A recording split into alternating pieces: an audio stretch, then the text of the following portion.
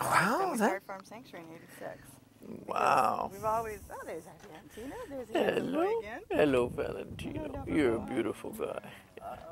Somebody's jealous. 86, that's a long time. Lorri Bauston is the co-founder of Farm Sanctuary, who wanted to make sure that Jeffrey had a chance to get to know some of her special friends, all of whom came here as rescues from the dairy industry or meat processors. Well, this is Loverboy Valentino, as you can see. Oh. He has a well-earned name. He's just, I mean, Because he's so basically, kind. yeah. He's cuddly, he's kind, he's lovable. He's one of the animals that consistently is one of our best ambassadors because he's constantly coming up to visitors. They need affection, they love affection.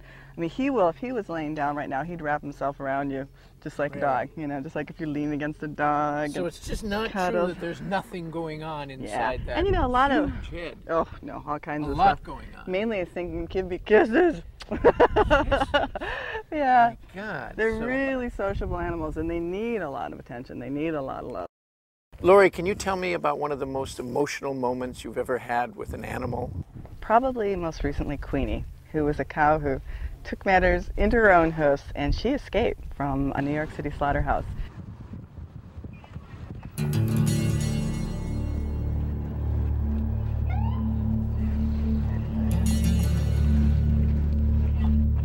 The slaughterhouse is in a really busy area of Queens. And she was running through the streets, dodging cars while they were chasing her. She was dodging bikes, pedestrians. Obviously, she was terrified and frightened and running. And by this time, a whole force of NYPD cars had joined in the chase, trying to capture her before she hurt herself or hurt another person. And it was an incredible scene of this animal just running for her life through the streets of New York City.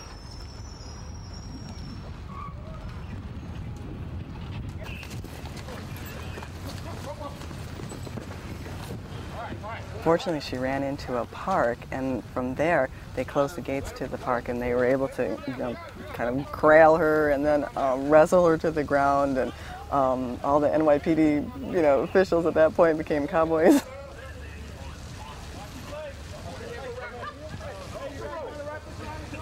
This animal who was saved from a slaughter, who saved herself from slaughter, touched millions of people because it was really people who called into animal control saying, hey, this cow deserves her freedom because they saw it in the news, you know, so she moved millions of New Yorkers. It was sad, of course, because they did have to, you know, chase her down to the ground and you know, tie her up so she wouldn't injure herself. But of course, it was instrumental in getting this cow to the safety of Farm Sanctuary.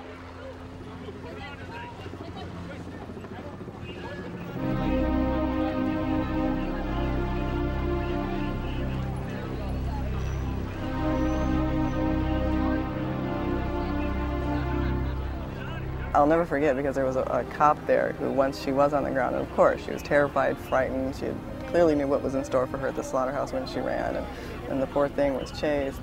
And he held her. You know, he put her head in his lap, and he just held her and comforted her and stroked her. And that's just the kind of magical moment that we see all the time at Farm Sanctuary, where a person does finally bond with a farm animal and realize that these farm animals feel and have feelings too. And she was shaking and fearful, and we load her up into the truck, and we're trying to comfort her and tell her she's going to a wonderful place. We got to the sanctuary. I'll never forget this. She stepped off the trailer and let out a big moo. And see, when the animals first come in, they have to be in a separate area, make sure they're pest-free and all that kind of stuff, and make sure they're healthy enough before they can be with the other cattle. So she had to be in a separate area. But when she let out that moo, all of the other sanctuary cows gathered round to the closest fence and started mooing back. And then she started mooing. And then they started mooing. And there was this whole incredible loving exchange. So the cows are mooing and we're crying. And it was just such an incredible, wonderful feeling. She really felt at home, and the other cattle really made her feel at home. And I just, again, saw, you know, they're no different than us. Queenie will spend the rest of her life at Farm Sanctuary, and by all rights will never experience another moment of fear. But how can we be so sure about how she feels? Marc Bekoff. Oftentimes a lucky animal escapes from or is released from a slaughterhouse condition and winds up on a sanctuary. And when you study these animals, you see very clearly how emotional they are. They go through this period of maybe lack of trust, they're not sure, to a very slow bonding. And you see their demeanor change, their posture, their stance, their gait, if they vocalize, if they have expressive faces. And you see that over time, they let their guard down. And the reason that they're doing that is they're not sure. And when you start making claims about whether an animal is sure about something, then you're saying that that animal is experiencing feelings. And you need to make this very slow transition from a feeling of mistrust to a feeling of trust.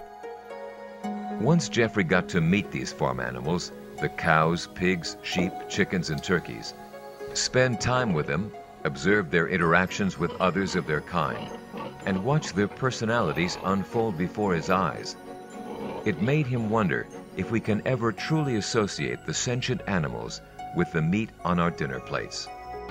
Queenie is but a dramatic example of what he is referring to. In reality, she's no different from the billions of farm animals raised every year for slaughter. The hundreds of phone calls to animal control pleading to save Queenie's life did just that. As a psychoanalyst, Jeffrey had to wonder, in the minds of all the caring people who made those calls, what qualities did Queenie possess that the millions of cows, pigs, sheep, chickens, or turkeys waiting in line to be killed did not? The answer seemed obvious to him: none.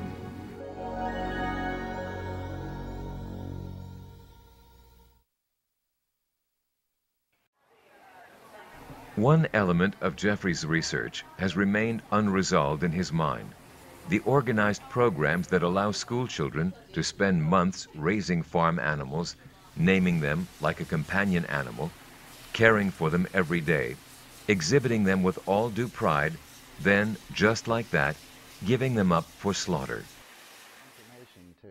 He asked Jim Masson, a farm boy turned lawyer and animal activist, and co-author of the groundbreaking book Animal Factories, published back in 1990.